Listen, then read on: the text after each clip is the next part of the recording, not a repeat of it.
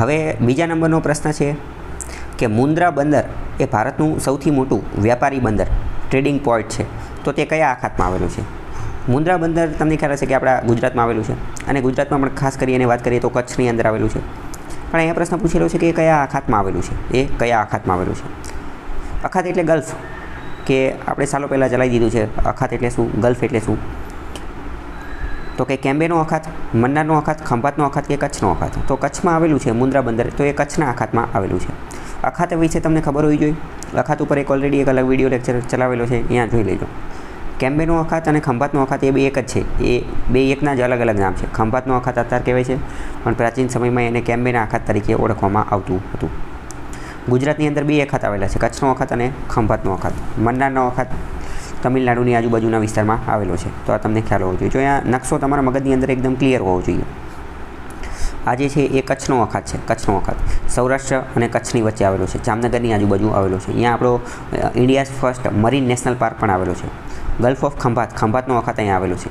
પછી વાત કરીએ કે પાલ્ક બ્રે, પાલ્કની સ્ટ્રેટ એ અહીંયા આવેલી છે. ગલ્ફ ઓફ મન્નાર, મન્નારનો અખાત જે છે એક રીતે તમિલનાડુ અને શ્રીલંકાની વચ્ચે આવેલો છે. તમિલનાડુ અને શ્રીલંકાની વચ્ચે. તો આવા બધા પ્રશ્નો જે છે એ પૂછાતા હોય છે, તમને ખ્યાલ હોવો જોઈએ. અહીંયા પણ આવેલું છે.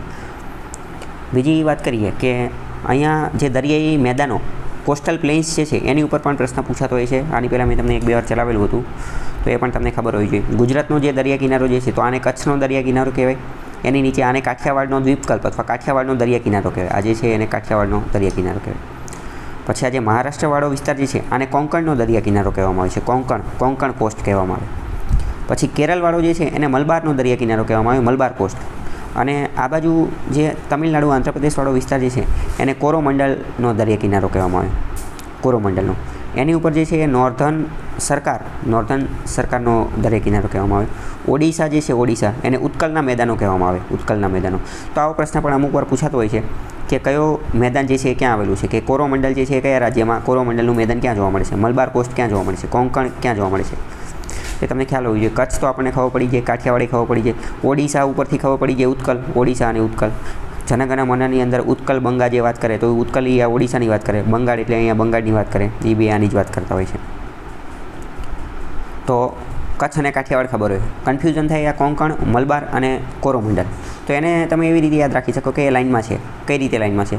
કોંકણમાં 3 શબ્દ છે, મલબારમાં 4 શબ્દ છે અને કોરોમંડલમાં 5 શબ્દ છે. તો લાઇનમાં યાદ રાખવાનું 3, 4 અને 5. કોંકણ, મલબાર અને કોરોમંડલ. કોંકણ મહારાષ્ટ્ર અને ગોવાવાળો વિસ્તાર જે છે અહીંયા. કોંકણ રેલ પણ ચાલે છે, કોંકણ રેલવે. મહારાષ્ટ્ર ગોવા વચ્ચે જે રેલવે ચાલે અહીંયા એને કોંકણ રેલવે કહે છે. અને એની નીચે કેરળવાળો વિસ્તાર જે છે અહીંયા મલબારનો દરિયા કિનારો, અને આંધ્રપ્રદેશ તમિલનાડુવાળો વિસ્તાર જે છે એ કોરોમંડલનો દરિયા કિનારો. કોંકણમાં 3 શબ્દ, મલબારમાં 4 અક્ષર અને કોરોમંડલમાં 5 અક્ષર. 3, 4, 5 એવી રીતે કોંકણ, મલબાર, કોરોમંડલ એવી રીતે અમારે યાદ રાખી લેવાનું. પ્રશ્ન આવા વારંવાર પૂછાતા હોય છે. નીચે પણ બીજો મેપ આપેલો છે, એમાં આખો ભારતનો મેપ આપેલો છે. કચ્છનો દરિયા કિનારો, કાઠિયાવાડનો દરિયા કિનારો, કોંકણનો દરિયા કિનારો. કોંકણનો દરિયા કિનારો જે છે એની નીચે કર્ણાટકવાળો વિસ્તાર જે છે એને એકવાર કનાડા કોસ્ટ પણ કહેવામાં આવે છે. કન્નડ ભાષા બોલવામાં આવે છે કર્ણાટકની અંદર, તો એને કનાડાનો દરિયા કિનારો પણ કહેવામાં આવે છે. એની નીચે મલબાર, મલબાર એ કેરળવાળો વિસ્તાર. મલબાર ગોલ્ડ તમે સાંભળેલું છે, એ બધું એની આજુબાજુ જ છે. આંધ્રપ્રદેશ તમિલનાડુવાળો કોરોમંડલ અને એની ઉપર નોર્ધન સરકાર અને ઉત્કલ કોસ્ટ. તો પ્રશ્ન વારંવાર પૂછાતા હોય છે. અમુક વાર એ પ્રશ્ન જો પૂછાતો હોય છે. આ જે કોંકણવાળો વિસ્તાર જે છે, કોંકણવાળો વિસ્તાર, અહીંયા મોનોઝાઇટ સેન્ડ જોવા મળે છે. મોનોઝાઇટ સેન્ડ, આ મોનોઝાઇટ સેન્ડ જે છે એ કોંકણવાળો વિસ્તાર, એટલે કે કોંકણ અને આ જે મલબારવાળો વિસ્તાર છે, એ કોંકણ અને મલબારવાળો વિસ્તાર, અહીંયા મોનોઝાઇટ સેન્ડ જોવા મળે છે. અને મોનોઝાઇટ સેન્ડ જે છે એમાંથી થોરિયમ મળે છે. થોરિયમ એ મોનોઝાઇટ સેન્ડમાંથી થોરિયમ મળે છે. અને થોરિયમ એક રીતે ન્યુક્લિયર એક્ટિવ છે, અને એમાંથી ન્યુક્લિયર એનર્જી જે છે એ પણ બનાવી શકાય છે. ભારત અત્યારે એની ઉપર રિસર્ચ, સંશોધન જે છે કરી રહ્યું છે. આવો પ્રશ્નો વારંવાર પૂછાતા હોય છે.